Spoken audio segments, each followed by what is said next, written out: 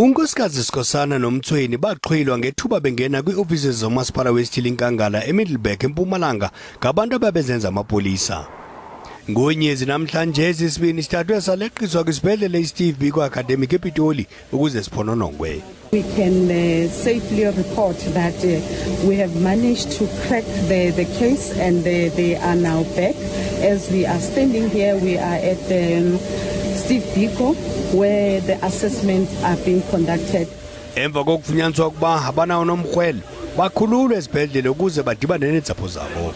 We'd like to thank all the South Africans for the safe recovery of both victims of the past kidnapping that happened almost the past seven days ago at the Iindaba district municipality. So as the family, we like to plead with all the South Africans to give us more space to recover from these incidents. Amapolisa saqhuba nophando.